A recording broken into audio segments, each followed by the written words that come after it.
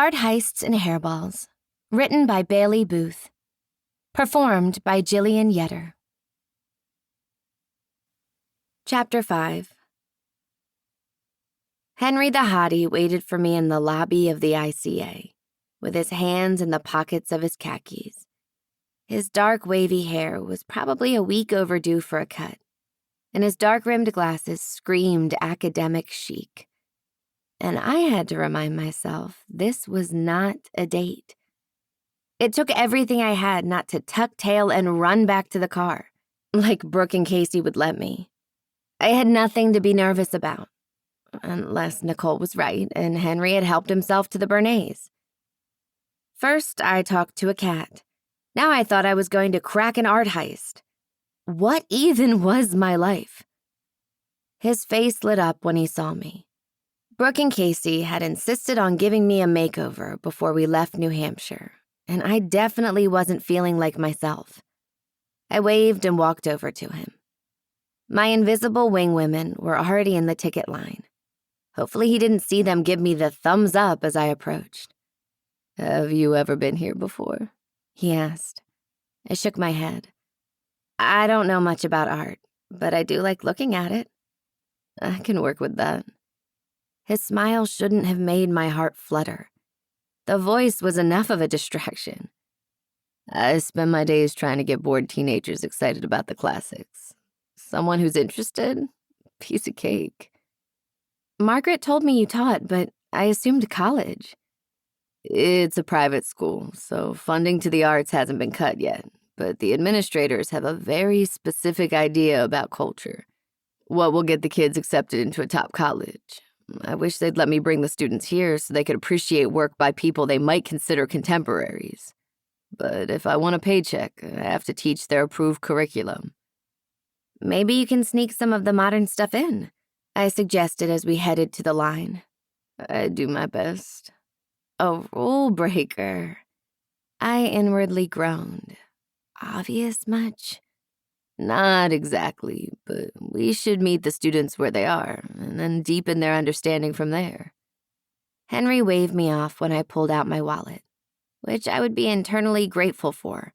I was footing the bill for Brooke and Casey's adventure tonight, taking yet another advance against my imaginary reward money. You work at an animal shelter? He asked as we headed into the museum. I nodded. I've been there for almost 10 years now. It's rewarding but heartbreaking work, even though Helping Paws is a no-kill shelter. I'd love to get a dog, but I'm not home much, and it wouldn't be fair to him. We're always looking for volunteers. Good move, inviting a suspected thief to our shelter. But he was a dog person. He couldn't be all that bad. What would you show an art novice on her first time here? His face lit up. I thought you'd never ask. Margaret says you're an artist. I realized even if Henry gave me clues about something related to the theft, I'd have no idea. But maybe after his tutorial, things would make more sense on Saturday, when I had a chance to compare notes with Persephone. I am, but I don't worry about making my art commercial, so it's taken a back seat to teaching. What makes art commercial? I asked. The reward money would go a long way for him. Stolen art would supplement that school teacher's salary, too. Usually it's approachable, agreeable. People want to see it in their house. Art should challenge everything you believe and make you think differently. I saw some of your work the other night when I met Margaret. I liked it. It took me a while to come to that conclusion, but I was still thinking about it, which had to mean something. Margaret's been my biggest cheerleader since I moved to Boston. I might have given up on sculpting altogether if it hadn't been for her encouragement. We entered the exhibit area. I'd done a little online research about the artist. He'd been a protege of Bernays. They'd inhabited an artist colony in a remote, coastal area of France, and their work had been called groundbreaking and important. But my untrained eye didn't quite see why. Margaret said she was Bellamy Bernays' muse. I hoped I didn't divulge a secret. Henry grinned. That woman is a lot more powerful than people give her credit for. How so? I asked too loudly. Other patrons who came to take in the exhibit were side-eyeing me. Brooke and Casey were in the room too, and I winced as Casey reached out and touched a boxy exhibit made of straight pins. The docent scolded her, and she backed away. Henry saw it too. He pressed his lips together as she left the room. That's what's cool about this exhibit. It has the power to make people forget they're in a museum, make them want to interact with it. True. I was relieved he didn't find Brooke's faux pas too cringeworthy. You didn't answer my question about Margaret. How is she powerful? She knows how to speak the artist's language. She's smart and knows good work, important work, when she sees it. She makes suggestions that take a piece from good to great. The woman I'd met seemed kind, but understandably frazzled, considering the circumstances. And there was something about her that I connected with.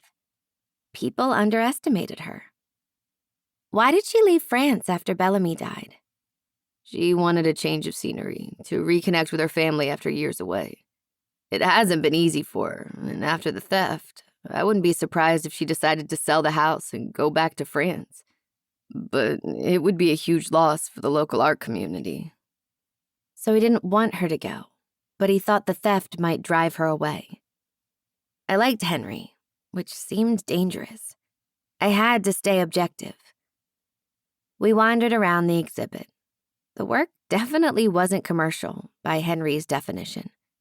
It gave me a lot to think about. Henry explained the similarities between this and Bernays' work with ease that made me understand.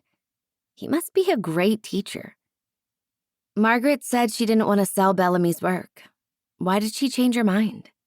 The time's right. Bernays is having a moment, and she's lived these paintings. I see it both ways. They're the only living, breathing part of his memory she has left.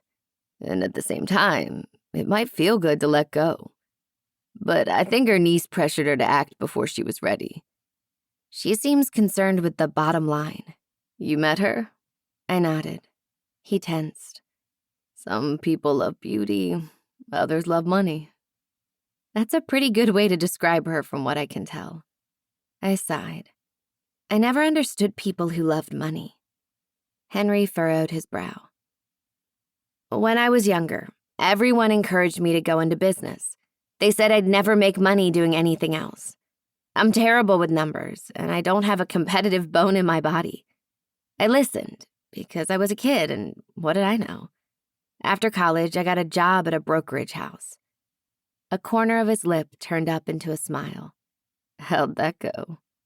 I got fired. It was a mercy killing, to be honest. I was probably saying way too much. That's why I want to expose my students to as much art as possible, to show them how many ideas are actually out there, how badly we need theirs. We were back in the lobby. Brooke and Casey were sitting at the cafe with fancy-looking drinks and a dessert plate between them. I've worked at the shelter ever since. What did you want to do? I wanted to become a veterinarian. I still toyed with the idea of going back to school. But I'm still helping animals. It's important work. He committed to the smile, but he didn't make eye contact. There's a place down the street that has great lobster rolls. Just a food truck, nothing fancy. Are you hungry? My stomach rumbled, and I darted my gaze toward my wing women.